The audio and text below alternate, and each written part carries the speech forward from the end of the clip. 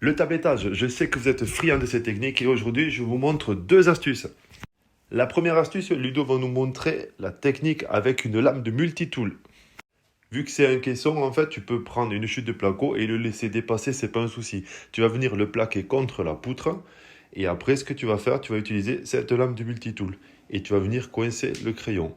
Et là, tu vas pouvoir faire toute la longueur de la poutre et après tu viendras la couper.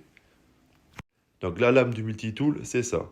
Là, tu viens coincer ton crayon dans la gorge. L'avantage avec le multitool, en fait, que tu peux le mettre sur toutes les faces de la lame. Tu peux le coincer, tu vois, comme ici, au milieu de la lame.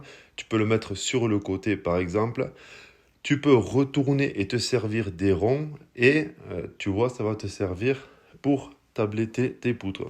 Donc ça, c'est un outil qui est vraiment très très bien.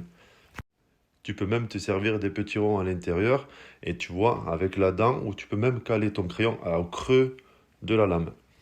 Une fois que tu as tout tracé, tu vas passer un coup de cutter et tu vas positionner ta plaque.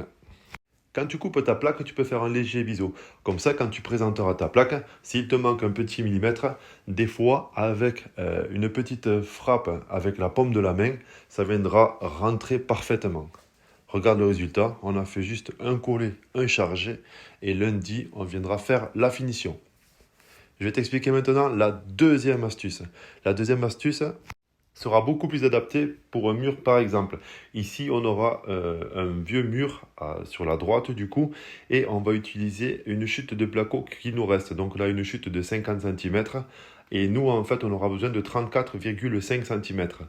Au plafond, j'ai pris soin de tracer derrière mon bord aminci qu'il y a sur la plaque de derrière. Je positionne ma plaque avec le laser et en fait, quand je mesure, j'aurai besoin d'une cale de 22,7 cm.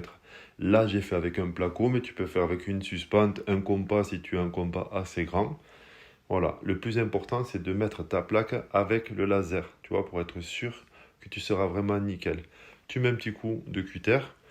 Pour tenir la plaque, tu peux la tenir avec un cale-plaque ou tu peux mettre deux vis pour la tenir en sachant que ta plaque ne touchera pas le sol. Je vais enlever mon morceau de placo, je vais repositionner la plaque et regarde, tu vois juste avec une petite tape de la main et la plaque tient toute seule. Et là, tu auras une belle coupe bien parfaite. Voilà, à plus tard, ciao!